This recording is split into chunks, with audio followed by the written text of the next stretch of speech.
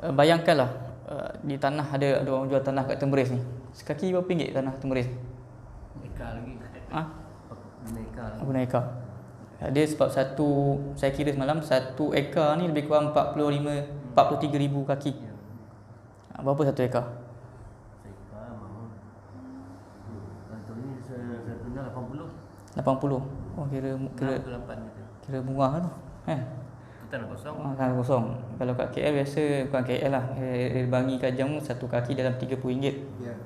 So kalau 43 ekar ni lebih kurang 43,000 ekar ni lebih kurang dalam 150,000 lah. Itu area sana lah. Separuh Contoh lah tuan-tuan, saya bagi contoh dekat Kampung Baru lah. Tuan-tuan tahu Kampung Baru? Tahu. Kat KL kan? Kampung tengah bandar. Kampung tengah bandar. Memang tuan-tuan pergi tu memang kampung betul. Tapi tengah bandar. Biasa kalau Ramadan ni terkenal dengan bubur lambuk lah. Ya. Ni biasa tuan-tuan nampak lah. Satu hari kerajaan dulu pernah nak belilah Kampung Baru ni tanah tu. Kerajaan offer 650 ke 150 sekaki. Tapi orang Kampung Baru tak nak jual. Last kerajaan balik dia kata waktu tu zaman Menteri Khalid. Last kerajaan kata kami boleh offer last sekali 1,000 sekaki. Pun orang Kampung Baru tak nak jual. Dia punya rate dia diorang minta dalam 2,000 ke 3,000 sekaki. Lebih kurang kalau saya kira 1 ekar tu 43 juta. Tu rate dia. Tuan-tuan, saya bagi contoh tiba-tiba ada orang Kampung Baru nak offer kat tuan-tuan yang jual 1 kaki RM1. Contohlah kan. Agak tuan-tuan nak beli tak? Berebut lah. Beli berapa kaki? Seluar kan. Ada orang contoh Cik Amir kata saya nak 2 kaki lah. Kan? Ada orang offer kan. Sekaki RM1 dia nak beli 2 kaki je. Rasa orang tu pandai ke tak pandai? Kan? Dia nak beli 2 kaki. Contoh. Itulah gambaran bulan Ramadan ni. Ya. Allah Subhanahu Wa Taala offer kepada kita. Offer kepada kita unlimited. Ya, bulan Ramadan ni beza dengan tuan-tuan bulan lain. Salafus soleh tuan-tuan, zaman dulu mereka berdoa selama 6 bulan untuk dapatkan bulan Ramadan. Dan selepas habis bulan Ramadan mereka berdoa 6 bulan lagi agar amalan mereka di bulan Ramadan diterima. Ya, bulan Ramadan adalah pesta ibadah. Ya, pesta ibadah. Sebab tu saya nak kongsikan pada pagi ini perbezaan ataupun suasana kita menyambut beza dengan zaman orang dulu, orang salafus soleh menyambut. Ya. Jadi hendaklah kita merasa gembira dengan Ramadan yang telah menjelma. Sebelum kita daripada Rajab, Syakban doa, ya Allah sampaikan kami balik ke Ramadan. Sampai ke Ramadan. Bila tengok Ramadan macam sendu je. Betul tuan-tuan. Memang kita rasa agak dia punya tempo dia agak kurang lah. Dan kita jangan comparekan dengan zaman kita. Itu ustaz elok okey lah. Tahun ni tahun lepas langsung tak ada. Tak boleh compare macam tu. Dia kena compare yang zaman dulu. Zaman salafus soleh, ya. Dan kemudian tuan-tuan, bagi orang yang beriman bulan Ramadan ni dia gembira. Dia sangat gembira. Itu sikap sebenar. Dan ada satu golongan yang mereka sangat tidak suka ataupun berasa gelisah, iaitu golongan munafik. Ya, bulan Ramadan dia terbalik. Dia adalah hadis yang kita akan kongsikan. Nabi dah sebutkan, walaupun hadis ni dhaif lah, ya, kita sebut status dia, tapi ada dia punya sandaran dia. Ya, orang munafik bila bertemu dengan Ramadan dia sangat gelisah. Ya, kita dah tuan-tuan dalam komuniti masyarakat kita ada 3 golongan sahaja. Ya, kita ada orang beriman, kita ada orang kafir dan kita ada orang munafik. Ya, nak bagi tahu orang munafik ni memang wujud. Ya, memang wujud. Dan zaman dulu para sahabat bila mereka nak tahu, sebab orang munafik ni kita tak tahu. Kita tak akan tahu. Ya, tapi Nabi cuma bagi tahu tanda. Ya, zaman sahabat antaranya mereka nak bezakan orang tu munafik ataupun tidak munafik dengan solat subuh. Sebab tu para sahabat bila mereka datang masjid solat subuh, lepas subuh tu diorang akan tengok kiri kanan siapa yang tak datang. Dia orang tu dia ada potensi untuk jadi orang munafik sebab dia tak datang solat subuh berjemaah. Itu dia punya point dia. Tapi kita kena banyakkan bermuhasabah. Ya, kadang-kadang kita rasa datang masjid subuh pun dah cukup bagus. Tapi sahabat punya muhasabah, di antara Sayyidina Umar Al-Khattab kan, dia pernah bertanya kepada Huzaifah bin Yaman. Ada seorang sahabat Nabi ini menyimpan rahsia. Dia ada name list orang munafik. Satu orang ni nama Huzaifah. Tuan-tuan boleh bayangkan Sayyidina Umar bin Al-Khattab berjumpa dengan Huzaifah. Dia kata, wahai Huzaifah, nama aku ada tak dalam list orang munafik? Itu siapa tuan-tuan? Itu Sayyidina Umar.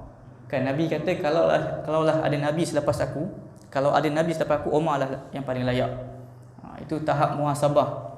Ya, tahap muhasabah para sahabat. Okey, di antara hadis yang saya beritahu tentang kedatangan bulan Ramadan, bagaimana sikap orang beriman. Allah Subhanahu wa taala menaungkan kepada kamu dengan berlabuhnya bulan Ramadan ini. Dengan Rasulullah sallallahu alaihi wasallam bersumpah, tiadalah berlalu ke atas orang Islam bulan yang lebih baik bagi mereka daripada bulan Ramadan, dan tidaklah kepada munafik itu lebih teruk daripada bulan Ramadan. Maksudnya orang beriman bila datang dia paling suka bulan Ramadan, tapi orang munafik dia paling tak suka bulan Ramadan. Sesungguhnya Allah Subhanahu wa taala menulis pahala ganjaran yang sebelum menjelma bulan Ramadan, dan juga menulis dosa serta kehinaan sebelum masuknya bulan Ramadan. Hadis Ahmad dan Ibn Khuzaimah, sanadnya dhaif. Okey, di antara bila kita masuk bulan Ramadan, perkara pertama yang dia sepatutnya benda ni kena mukadimah mula dulu. Kita dah malam ke-12, malam ke-13 ni tak apa, kita ambil kita orang putih, better late than never. Baik lambat daripada tak ada langsung. Jadi kita ambil apakah amalan-amalan yang boleh kita lakukan. Yang pertama sekali tuan-tuan, niat. Bila masuk bulan Ramadan ni tuan-tuan, kita semua kena betulkan niat. Bezanya ibadah kita dengan amalan kita atau kita lakukan adalah sebab niat. Ada orang datang masjid mungkin kebetulan, ada datang masjid memang betul-betul kerana Allah SWT. Jadi pahala itu bergantung kepada niat. Dan firman Allah Subhanahu wa taala, wa ma umiru illa liya'budullaha mukhlishina lahuddin. Dan kamu tidak diperintahkan mengerjakan sesuatu amalan melainkan dalam keadaan ikhlas. Itu poin pertama. Dan ikhlas ni, benda ni rahsia lah. Benda ni rahsia antara kita dengan Allah Subhanahu wa taala. Dan nak baiki niat ni bukan mudah. Kita ambil satu perkataan seorang, bukan mudah boleh ucap di bibir, kata saya ikhlas ni. Tapi itu antara dia dengan Allah Subhanahu wa taala. Kita ambil satu kata-kata ulama yang terkenal, Sufyan Al-Thawri. Sufyan Al-Thawri ni ulama hadis, memang imamul hadis. Dia kata, tidaklah pernah aku merawat sesuatu yang paling sukar dalam diri aku melainkan niat. Benda yang paling susah aku nak kawal, nak rawat dalam hati aku ni niat. Jadi niat ni yang paling penting. Jadi dikatakan jika beginilah keadaan Sufyan Al-Thawri, apatah lagi kita ni. Jadi pertama sekali bila tempuh bulan Ramadan ni tuan-tuan, ambil niat. Contohnya aku bulan Ramadan aku niat nak berubah kerana Allah Subhanahu wa taala. Saya dah bagi contoh. Sebab Ramadan ni banyak peluang-peluang yang Allah Taala berikan kepada kita. Yang kedua, doa. Bila masuk bulan Ramadan ni tuan-tuan, doa. InsyaAllah saya akan bagikan tips-tips praktikal. Kadang-kadang orang nampak kita macam kita dengan generasi zaman dulu, memang tu zaman dulu boleh lah, ada orang hebat, ada orang ulama kan. Kita akan insyaAllah kita kongsikan benda-benda praktikal yang kita boleh amalkan. Dan kita apabila melihat golongan salafus salih dalam menyambut Ramadan, antara yang diamalkan mereka adalah dengan berdoa. Begitu juga dengan Nabi SAW, yang mana Nabi banyak berdoa tentang bulan Ramadan. Walaupun kebanyakan hadis-hadis, kebanyakan doa tentang bulan Ramadan ni, mendoa untuk bulan Ramadan ni, kebanyakan hadisnya tidak mencapai darjat sahih, tapi boleh diamalkan. Selagi mana prinsip dia, kita tidak menyandarkan satu amalan kepada Rasulullah SAW. Sebab doa ni bebas.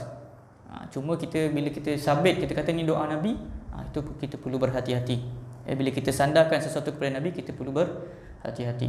Sebab Nabi ni masya-Allah kedudukan dia sangat tinggi, dan Nabi sebut dalam hadis, man kadzaba alayya muta'ammidan falyatabaq maq'adunan nar. Barang siapa yang berdusta atas nama aku, maka dia telah menempah satu kerusi di neraka.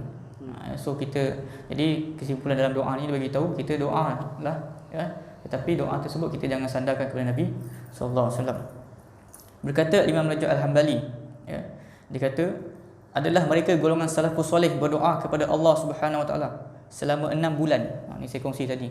Berdoa selama 6 bulan supaya disampaikan kepada mereka bulan Ramadan, dan 6 bulan lagi supaya Allah menerima daripada amalan mereka. 6 bulan doa sebelum Ramadan, lepas Ramadan berdoa 6 bulan lagi untuk supaya amalan diterima dalam bulan Ramadan. Dan beliau juga menyebutkan Yahya bin Abi Katsir, antara doa para salaf, ya Allah, selamatkanlah aku, sampaikanlah aku hingga ke bulan Ramadan, dan terimalah pahala bulan Ramadan untukku, dan perkenalkanlah amalanku di bulan di bulan Ramadan. Sebab tu antara zikir yang kita baca selepas subuh yang warid daripada Nabi sallallahu alaihi wasallam, Allahumma inni as'aluka 'ilman nafi'an wa rizqan thayyiban wa amalan mutaqabbalan. Ini doa khusus selepas subuh yang Nabi anjurkan untuk kita baca. Doa ni warid daripada Nabi sallallahu alaihi wasallam. Minta ilmu yang bermanfaat, rezeki yang baik dan amalan yang diterima. Antara area praktikal yang saya nampak lah dalam doa ni, ya, kita memang Ramadan ni kena banyak berdoa. Ya, kalau boleh tuan-tuan adalah buku doa masing-masing. Mungkin zaman sekarang ni ada handphone lah. Ya, sebab saya pengalaman saya nampak orang kita ni kadang-kadang dia tak tahu nak doa apa. Kan doa ni macam-macam kita boleh minta, betul tuan-tuan. Antara doa mungkin yang kita tak terfikir, doalah supaya masuk syurga tanpa hisap. Ada orang dia tak terfikir kadang Ramadan bukan contoh saya lah dalam industri umrah dan juga haji kan. Orang pergi umrah haji ni tuan-tuan, antara aktiviti selain buat umrah haji, dia kena aktiviti berdoa. Dia jemaah ni dia pergi dia tak tahu nak doa apa. Sebab tu kalau kita musim haji ni orang sedekah buku doa tebal-tebal. Nak pergi orang kita apa buku doa tebal-tebal ni? Untuk kita berdoa lah. Banyak tuan-tuan. Tuan-tuan tahu tak Nabi juga ada mengajar kita doa supaya tidak meninggal dalam kemalangan. Ada doa tu. Doa yang warid Nabi SAW meninggal tidak dalam kebakaran. Doa tu semua Nabi tunjukkan. Ya. Kalau boleh tuan-tuan kita katakan keluarlah modal sikit, beli buku tentang doa. Kalau lebih bagus lagi beli buku doa tentang doa-doa yang sahih Nabi sallallahu alaihi wasallam. Ya. Sebab kita kalau kadang-kadang kita bazar tu biasa bawah RM50 tu biasalah. Itu sekali makan. Ni buku nak guna sampai meninggal kan. Sampai mati kita nak berdoa. Minta doa tuan-tuan. Banyakkan doa. Di antara waktu mustajab juga adalah doa ketika seorang berpuasa. Nabi sebut doa tidak akan tolak pada 3 orang. Al-imamul adilu, imam yang adil, doa dia tidak akan tertolak. Kemudian da'watu mazlum, orang yang terzalimi, dizalimi, dan juga as-shaim hatta yuftir, orang yang berpuasa sampailah dia berbuka. Jadi tuan-tuan, orang berpuasa ni doa dia mustajab. Ambil peluang. Lagi-lagi kalau tuan-tuan pergi haji, tentang hari Arafah tu memang adalah hari berdoa. Dan berdoa hari Arafah ni dia tak doa biasa. Orang berdoa sehingga menadah tangan ke langit. Tuan-tuan, saya tengok doa semua standard macam ni lah. Tapi kalau dekat hari Arafah dah tak ada macam ni. Semua macam ni. Macam ni tuan-tuan. Dan sampai berdiri. Dan berdiri tu bukan sampai bila? Sampai maghrib. Sampai wukuf di Arafah tu kita sampai maghrib baru kita keluar pada padang Arafah. Jadi bila saya tengok Melayu jemaah kita ni, bila kat Arafah tu daripada waktu pagi sampai ke maghrib, diorang tak tahu buat apa. Makan, minum, tidur. Makan, minum, tidur kan. Sebab lama kan. Ada pun mengaji. Jadi kalau tuan-tuan daripada sekarang dah standby doa-doa yang tuan-tuan boleh amalkan, itu saya rasa benda yang praktikal lah. Dan bulan Ramadan ni lah bulan yang mendidik kita. Kita tak payah tunggu pergi haji lah. Tunggu antara nak buka puasa tu. Kadang-kadang duduk tak tahu nak buat apa, tengok je lauk kan. Sayang lah dia punya kita kata doa yang mustajab tu. As-shaim hatta yuftir, orang yang berpuasa sampailah dia berbuka. Yang ketiga, memperbanyakkan membaca Al-Quran. Ini tuan-tuan satu benda yang kita kena ambil. InsyaAllah saya akan kongsikan perkataan salafus soleh, amalan mereka dalam menyambut bulan Ramadan ni tentang Quran. Sebab apa tuan-tuan? Ramadan ni mulia antaranya sebab Al-Quran. Firman Allah Subhanahu wa taala, syahrul ramadan alladzi unzila fihi al-Quran hudan lin-nasi wa bayyinatin minal huda wal furqan. Bulan Ramadan yang ada padanya diturunkan Al-Quran, unzila fil Quran. Bulan Ramadan ni adalah bulan diturunkan Al-Quran. Dan di dalamnya terdapat petunjuk, hudan lin-nas, petunjuk kepada semua manusia. Bukan untuk orang beriman, kepada semua manusia. Dan menerangkan petunjuk dan juga membezakan di antara hak dan juga batil. Dan kalau kita belajar sejarah kitab-kitab agama Samawi, maksudnya agama kitab-kitab yang turun zaman dahulu, antaranya kitab Taurat, Injil, Zabur, semua turun bulan Ramadan. Dan Islam, Quran pun turun pada bulan Ramadan. Cuma bila sampai kepada Nabi SAW tu turun secara berperingkat. Turun sekaligus pada bulan Ramadan, tapi daripada Lauh Mahfuz ke Baitul Izzah, Baitul Izzah pada Nabi SAW tu secara berperingkat. Adapun Nabi-Nabi terdahulu mereka terima sekaligus. Macam Nabi Musa dapat sebiji terus kitab Taurat. Dapat satu terus. Macam umat Islam dia dapat secara berperingkat. Dan kemudian tentang bulan Ramadan ni, Quran ni, sesungguhnya Jibril AS akan mengulang bacaan Al-Quran bersama Nabi SAW pada setiap tahun sekali, dan ketika tahun kewafatan Nabi SAW, Jibril mengulang sebanyak 2 kali. Nabi sendiri pada bulan Ramadan akan bertadarus dengan Jibril alaihissalam, dan di tahun kewafatan Nabi SAW pada tahun tersebut Nabi mengulang sebanyak 2 kali. Sebab tu orang dalam Ramadan dia ada istilah tadarus. Mereka ada tadarus untuk kita mengulang kaji bacaan.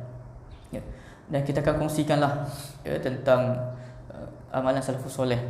Sebab saya tuan-tuan, kita nak benda yang praktikal kan. Dan kemudian kalau kita perasan bila bulan Ramadan ni kebanyakan kelas-kelas yang madrasah, macam adik kita daripada madrasah kebanyakan tutup kan, sebab nak fokus pada Al-Quran, madrasah ataupun pondok. Hatta zaman saya belajar di Islam Madinah, sebab kita ikut kalender bulan hijrah, bila nak Ramadan tu macam kelas kita terkena bulan Ramadan. Macam hari ni sekolah kan, sekolah menengah, sekolah rendah, semua sekolah kebangsaan sekolah kan. Jadi kalau macam di Arab Saudi tu, mereka punya jadual sistem persekolahan tu, kalau boleh Ramadan tu diorang tak nak masuk sekolah. Diorang kejar silibus, Ramadan tu diorang cuti. Jadi dia punya push sikit lah. Jadi exam sebelum Ramadan dia akan habiskan. Sebab apa? Mereka nak dapatkan masa yang lebih banyak untuk bersama Al-Quran. Dan kita akan tunjukkan para imam-imam dahulu. Imam Ahmad bin Hanbal menghafal 1 juta hadis. Kalau kita tengok kitab hadis yang paling tebal, Musnad Ahmad lah.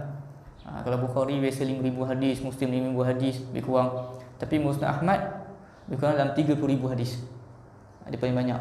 Itu yang dia bukukan. Dan kata anak dia, ayah aku hafal 1 juta hadis. Hafal. Sebab tu imam zaman dulu tuan-tuan, macam hari ni imam kita panggil imam yang solat lah kan. Zaman dulu imam merujuk kepada imam hadis. Macam hafiz, macam hari ni kita panggil al-hafiz apa? Orang yang hafal Quran. Tapi term al-hafiz zaman dulu berbeza. Al-hafiz zaman dulu untuk mereka yang menghafal hadis. Tu beza. Kalau orang zaman dulu mungkin hidup dia tengok, hafiz ni hebat ni. Rupanya hafiz zaman sekarang ni hafal Quran. Zaman dulu hafiz untuk hafal hadis. Jadi Imam Ahmad bin Hanbal tuan-tuan, Imam Zahabi dia mengatakan majlis Imam Ahmad bin Hanbal ni yang datang ni jumlahnya 5,000 orang datang untuk belajar. 5,000 orang. Jadi yang datang, yang tak bawa buku, ada yang datang juga yang tak bawa buku. Yang datang ni sebab nak tengok peribadi ulama, nak ambil akhlak ulama. Lebih kurang dalam 500 orang yang datang, yang tak mencatat, untuk nak ambil ibrah. Jadi tuan-tuan, kebanyakan ulama-ulama hebat ni, kebanyakan bila bulan Ramadan kelas mereka diberhentikan. Mereka sendiri berhenti untuk mereka fokus kepada Al-Quran. Sebab tu orang kata, apalah lagi kelas kita ni. Memang patutlah macam kelas Ustaz Safawi contoh kan. Memang semua lagi stop lah. Sedangkan kelas ulama-ulama zaman dahulu pun ditutup sebab mereka sendiri nak luangkan masa dengan Al-Quran. Antaranya Imam Malik, imam di Madinah kan. Jadi zaman dia sendiri stop kelas dia untuk dia fokus kepada Al-Quran. Sebab biasa saya kata tuan-tuan, baca Quran di bulan Ramadan dan Quran di bulan lain berbeza. Antara hadis kita sebut tadi, Nabi SAW sendiri mengulang dengan Jibril sebulan 2 kali ketika tahun wafat, ataupun sebulan sekali. InsyaAllah kita akan kongsikan tentang keadaan salafus soleh dalam mengagungkan Al-Quran di bulan Ramadan, yang semoga dengannya kita dapat mengambil semangat. Ibrahim An-Nakhai rahimahullah meriwayatkan bahawa Al-Aswad menghatamkan bacaan Al-Quran dalam Ramadan setiap 2 malam sekali. 2 malam sekali khatam. Saya kongsikan tuan-tuan. Tuan-tuan mengaku mazhab Syafi'i kan. Kita tengok Imam Syafi'i sebulan khatam berkali. Abu Qatadah Al-Qatadah rahimahullah menghatamkan Al-Quran pada setiap 7 hari sekali, seminggu sekali. Ni bulan biasa. Ketika bulan Ramadan, beliau menghatamkan Quran setiap 3 hari sekali. Dia punya bacaan dia biasa seminggu sekali khatam bulan biasa. Ramadan dia perhebatkan lagi 3 hari sekali. Apabila tiba 10 hari terakhir bulan Ramadan, dia push lagi, dia menghatamkan Al-Quran sekali setiap hari. Tu beza tuan-tuan. Sebab tu saya kata kita hari ni kalau compare dengan zaman dulu, masa dia orang, masa kita sama je. Ke dulu 26 jam, 24 jam juga. Sekarang pun 24 jam. Sedangkan sekarang ni orang kata ada smartphone, ada teknologi ni menjimatkan masa ke membuang masa. Tu kita kena bermuhasabah juga. Daripada Mujahid rahimahullah, bahawasanya beliau menghatamkan Al-Quran pada bulan Ramadan sebanyak sekali setiap malam. Ini amalan ulama zaman dahulu, Mujahid, ulama tafsir. Ni masya-Allah, ni imam kita, Al-Imam Syafi'i, telah berkata Rabi' bin Sulaiman rahimahullah, yang anak murid dia, bahawa Al-Imam Syafi'i rahimahullah menghatamkan Al-Quran sebanyak 60 kali pada bulan Ramadan. Ya, 60 kali satu hari 2 kali. Dan menghatamkan Al-Quran ni yang dikatakan adalah di luar baca solat. Solat yang khatam lain. Luar solat Imam Syafi'i khatamkan 60 kali sebulan. Al-Imam Malik rahimahullah apabila tibanya bulan Ramadan, beliau meninggalkan majlis pembacaan hadis dan beralih kepada Al-Quran. Ya, jadi segala bacaan hadis ni diorang berhentikan untuk fokus kepada khusus baca Al-Quran. Ya. Al-Imam Zuhri rahimahullah apabila tiba bulan Ramadan, dia mengatakan, Al-Imam Zuhri, ulama hadis yang terkemuka, dia kata kalau bulan Ramadan tiba, bulan Ramadan ni adalah dua benda. Bulan tilawah, bulan baca Quran, dan bulan bagi orang makan sedekah. Sebab Nabi bila Ramadan, Nabi lebih hebat dia punya sedekah. Begitulah keadaan para salafus soleh apabila tibanya bulan Ramadan, mereka mengagungkan dengan membaca serta mengkhatamkan Al-Quran. Ya. So idea dan praktikal yang saya nak kongsikan, ya, tentang Al-Quran ni, ya, kita boleh buatlah tadarus dengan bersama ahli keluarga ataupun tadabbur. Ya, tadabbur ni adalah kita menghayati ayat Al-Quran yang kita baca. Dan ulama zaman dulu tuan-tuan, mereka baca satu ayat tu kadang-kadang itu je diulang sampai habis. Maksudnya dia solat malam tu, solat malam dia start, itulah dia baca sampai ke subuh, satu ayat. Sebab tu ulama kata beza zaman dahulu zaman sekarang. Zaman sekarang baca banyak tapi tak faham. Baca banyak kan, 1 juzuk, 3 juzuk. Zaman dulu baca sikit tapi faham. Antara dia kata kami zaman dulu diberi iman, kami diberikan iman sebelum Al-Quran. Zaman sekarang orang diberikan Al-Quran barulah iman. Ya.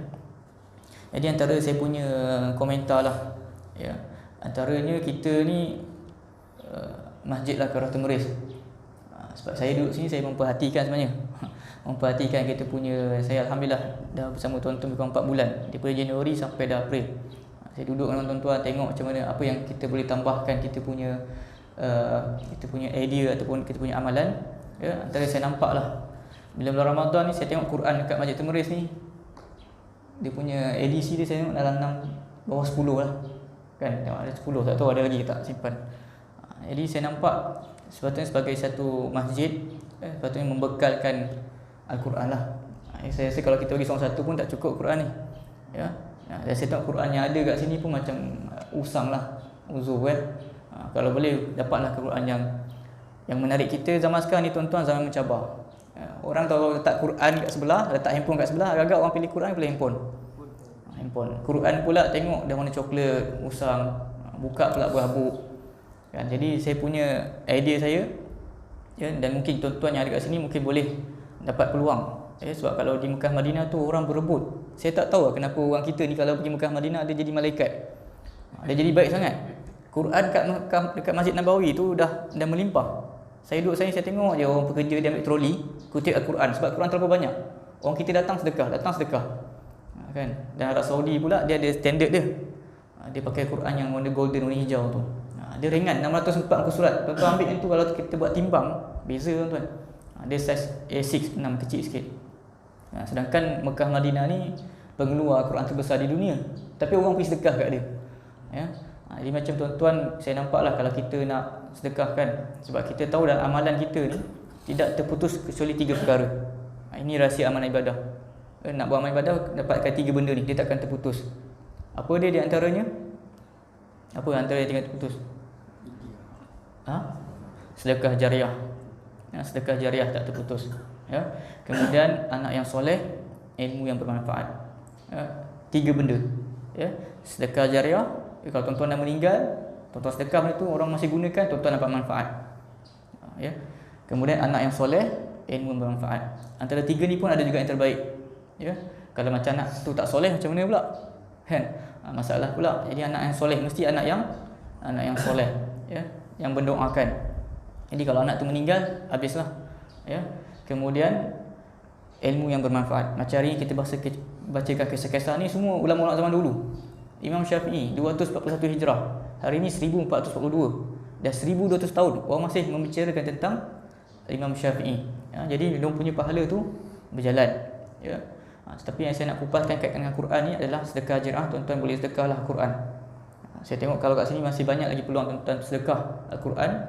Dan kebanyakan orang sedekah ni dia sedekah atas nama keluarga lah, atas nama mak ayah dia. Macam di Arab Saudi dia bukan sedekah Quran, sedekah kitab. Bukan Quran saja, dia sedekah kitab. Kebanyakan kitab-kitab ni macam harga RM30, tapi dia orang bagi macam potongan harga RM10, RM20 tu sebab orang dah absorb cost sedekah tadi. Dan dia tulis lah depan kitab tu, inilah sedekah atas nama mak ayah saya. Jadi macam kat sini tuan-tuan boleh ambil peluang. Jangan harapkan masjid juga kan. Jadi tuan-tuan pun ambil usaha untuk sedekah Quran. Ni antara rahsia yang tuan-tuan boleh ambil peluang. Sebab saya nampak tuan-tuan, contohnya kebanyakan orang kita ni suka buat tahlil arwah. Tahlil arwah tu dah bagus. Bagus sebab apa? Sebab dia sedekah untuk orang makan kan. Tetapi yang lebih bagus sedekah amal jariah, dia beli ke Quran, niatkan atas nama mak ayah dia atau melalui keluarga dia ataupun nama dia sendiri, saham dia sendiri, dan selagi mana orang baca, selagi itulah dia dapat pahala. Mungkin orang, saya nampak lah, mungkin orang nak sedekah dekat Mekah Madinah sebab tahu orang guna. Mungkin kalau sedekah kat kampung mungkin orang tak pakai kot. Tapi kita kena usaha lah.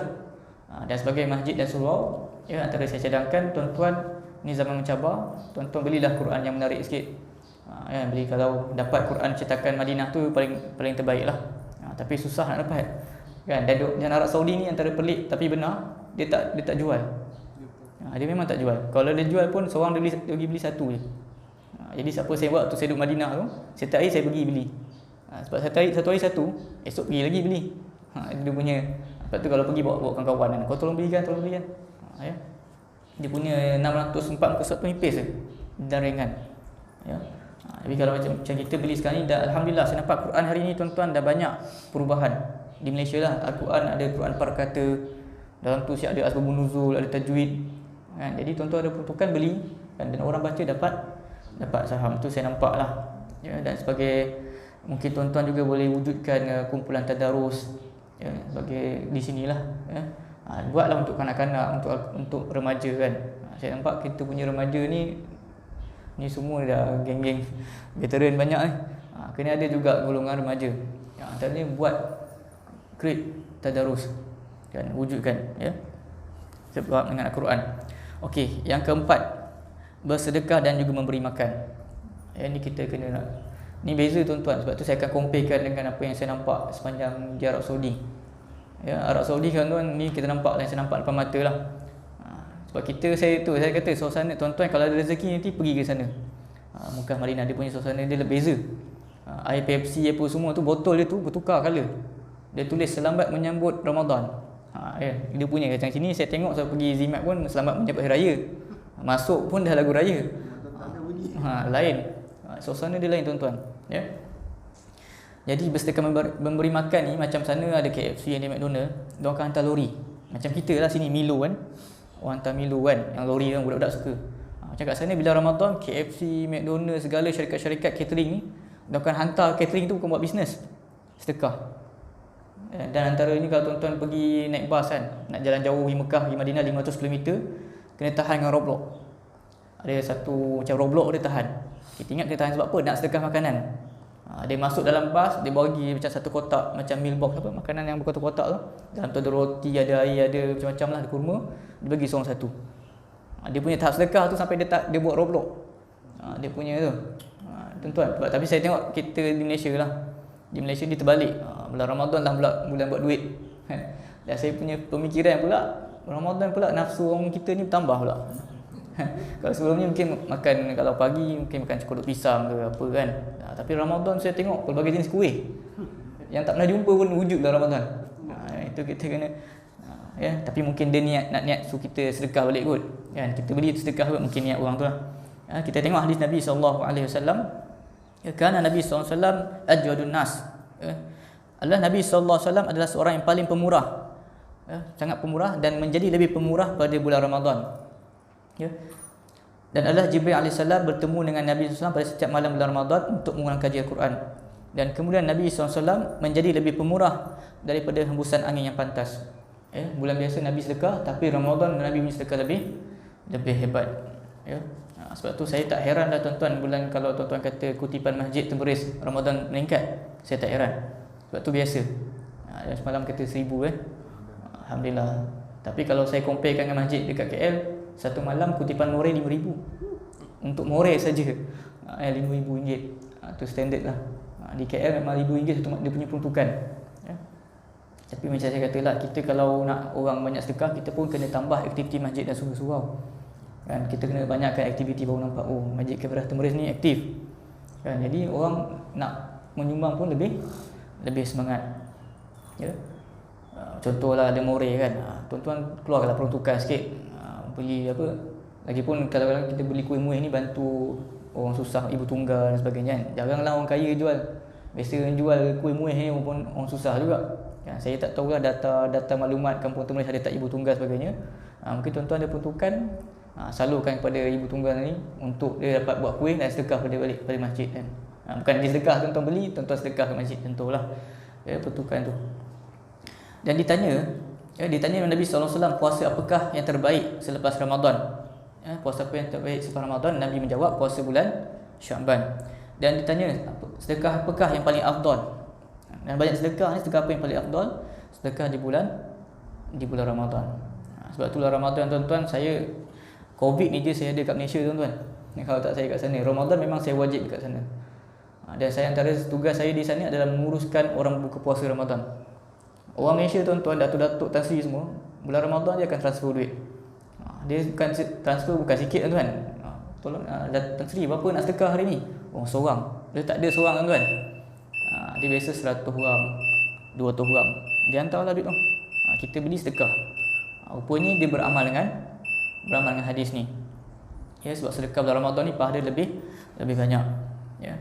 Begitu juga dengan memberi makan, dengan menyediakan juadah berbuka puasa kepada orang lain. Ya.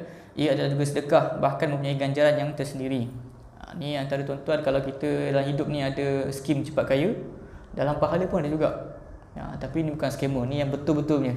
Ya, sabda Nabi SAW, sesiapa yang menyediakan makanan berbuka untuk orang yang berpuasa, maka dia mendapat pahala seperti mana orang tu berpuasa. Ya, jadi tuan-tuan, kalau tuan-tuan kita puasa seorang je pahala, tapi tuan-tuan pergi sedekah kepada 10 orang berpuasa, tuan-tuan dapat pahala 10 orang berpuasa tersebut tanpa kurangkan pahala dia. Ya, inilah saya nampak di Arab Saudi ni, saya nampak praktikalnya memang toke-toke besar ni. Bulan Ramadan tu memang diorang betul-betul jadi, saya dah tengok diorang dah kaya dah. Tapi bila Ramadan tu dia punya sumbangan tu masya-Allah. Tuan-tuan mungkin kalau tuan-tuan berpeluang, kalau diizinkan Allah SWT, tuan-tuan pilih nak pergi umrah haji, umrah pilih bulan Ramadan. Tu package dia macam package haji lah, mahal. Tapi pahala Ramadan ni, pahala dia pahala haji. Kalau umrah bulan Ramadan ni pahala haji. Tapi saya nak tuan-tuan tengok dengan mata kepala sendiri tuan-tuan, bagaimana orang Arab ni mereka sangat memuliakan Ramadan punya sedekah. Tuan-tuan bayangkan, masuk saja pintu gerbang, bukan pintu gerbang, pintu dataran. Macam tuan masuk ke Masjid Temeris ni, ada pintu masuk depan sana. Diorang dah berebut, dah berpegang tangan dengan tuan-tuan. Tuan-tuan tak kenal mana, dia pegang pimpinan tuan-tuan, bawa sampai depan dia punya tempat safrah untuk bagi makan. Dan diorang berebut tuan-tuan, dia tak tengok tuan-tuan tengok macam ni peluk tubuh, dia tarik tuan-tuan. Kita orang sampai terpaksa, orang kata menipu lah. Kata tak apa-apa, saya dah ada orang kat dalam. Sebab kita bila masuk tu tuan-tuan, dia beza dekat Mekah Madinah ni, dia menu tu berbeza. Macam orang Melayu, dia buat lauk Melayu. Orang Afrika, saya pernah sekali termakan lauk Afrika, entah apalah hitam-hitam tu kan. Terkena kan. Dia pelbagai bangsa.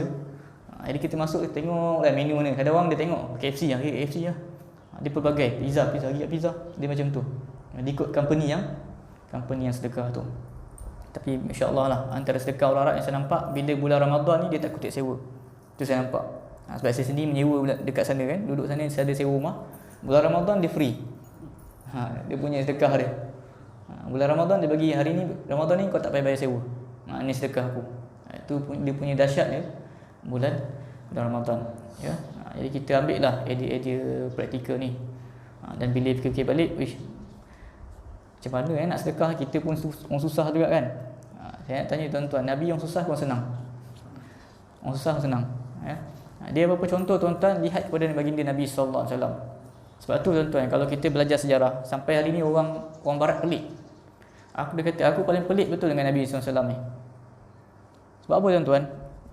Nabi ni dia punya ketokohan dia sangat hebat. Sebab Nabi dia cakap, Nabi buat. Ada orang dia cakap dia tak buat, dia tak suruh bikin. Nabi sini cakap tuan-tuan, kita tahu Nabi susah kan, tetapi Nabi punya sedekah tuan-tuan lebih hebat daripada kita. Padahal Nabi telah dijamin syurga. Nabi punya solat pun lebih hebat daripada kita. Sampai Aisyah kata, ya Rasulullah, kenapa sampai buka kaki? Kita kalau bengkak ni sebab gout ke sebab main futsal kan. Tapi tapi Nabi SAW bengkak sebab solat. Nabi tak ada dosa. Solat sebab tanda syukur, ya. Jadi apa-apa kalau boleh kita tengok Nabi SAW cakap pasal korban. Lepas ni kita nak masuk bulan Zulhijjah kan, raya korban. Nabi korban biasa berapa tuan-tuan? Berapa ekor? 100. Ada hadis kata 80 ekor. 80 ekor tuan-tuan. 80 ekor Nabi kambing, 80 ekor kambing Nabi kita katakan korban. Itu Nabi. Cuma Nabi SAW ni dia banyak, bagi dia ni hebat, ya. Dia banyak melabur dekat akhirat. Dia banyak melabur dekat akhirat, ya. Jadi kita kena tengok contoh-contoh orang-orang zaman dahulu. Okey, yang kelima adalah qiyam bulat ataupun tarawih. Itu alhamdulillah lah yang kita buat. Kita katakan kita solat 11 rakaat. Selangor masih lagi 20. Dia ikut negeri juga. Kadang saya pun pelik jugalah, SOP ni lain-lain. Selangor kes tinggi tapi tarawih 20 pula. Jadi dia tak, saya nampak tidak ada keseragaman lah kan. Jadi masya-Allah lah, apa-apa kita ambil hikmah dia. Dan qiyam yang dimasukkan di sini adalah dengan menghidupkan malam di hari bulan Ramadan dengan beribadah kepada Allah SWT. Macam Madinah tahun ni pun dia dah solat 8, sebelum dia solat 20. Tapi sebenarnya total dia solat 30. Sebab dia 20 lepas isyak sampai pukul 11.30 habis. Kemudian start balik pukul 1 pagi sampai dekat-dekat sahur. Sebab tu saya tuan-tuan sana dia solat lebih kurang dalam 30. Dan dia baca tak, dia baca pendek tuan-tuan. Baru betul mendapati masuk tarawih tu. Tarawih tuan-tuan maksudnya rehat. Jadi kalau tuan-tuan solat dalam 2-3 minit betul rehat, itu tak tepat lah tuan-tuan. Apa yang rehatnya? Tu sebab macam saya kalau dekat malam ni saya tak ada kat sini, saya ada dekat Selangor untuk tazkirah. Saya punya slot tazkirah macam kat Temeris saya agak terkejar juga. Sebab dia bagi lebih kurang 5-10 minit, 5 minit kan. 8.55 pukul 9 dah start, 5 minit tazkirah. Tapi Selangor dia tak bagi. Selangor dia kata setengah jam tazkirah. Sebab dia nak rehat, dah berdiri lama. Lepas tu nak rehat lah, takkan rehat 2 minit. Dia rehat setengah jam, ya. Jadi kita tengok tentang tarawih. Dan juga tips juga ni tuan-tuan, ni ada tips tentang tarawih. Kita boleh dapatkan pahala solat malam penuh dengan syarat kita solat bersama imam sampai selesai. Solat imam tu solat 8, kita solat 8. Imam tu 20, kita solat 20. Sebab dalam hadis Nabi sebut, barang siapa yang solat qiyam bersama imam sehingga selesai, maka Allah akan memberikan ganjaran qiyam sepanjang malam. Hadis riwayat Nasa'i, Tirmizi, Ibnu Majah, hadis sahih. Ini rahsia. Kalau tuan-tuan agak-agak kalau nak solat penuh tu, ikutlah imam 8 kan, kita 20 pula, sepanjang 8 tak dapatlah mendapati hadis ni, ya. Maka rebutlah peluang, ya, serta ditambahkan lagi amalan yang lain di siang hari agar tawaran yang disediakan oleh Allah SWT ni dapat dimanfaatkan sebaik-baiknya, ya. Itu di antara tips lah, ya. Dan kemudian dan idea praktikal dia saya tulis kat sini. Di antaranya, jika direzekikan pergilah tanah suci untuk tuan-tuan ambil dia punya semangat, rasakan suasana dia dengan PA system dia. Kita kadang-kadang bunyi kat sini macam-macam bunyi kan. Sana memang masya-Allah PA system dia.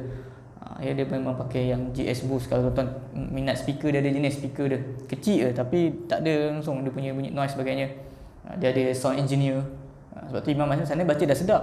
Dia tuning dia lagi sedap. Masya Allah, ambil peluang. Kalau macam saya kat Malaysia ni, saya akan pilih masjid-masjid yang imam tarawih sedap. Temeris alhamdulillah memang sedap, masya-Allah. Tapi kalau macam saya kat KL tu, saya akan pergi Masjid Negara. Dia punya bacaan tu macam Imam Suraim.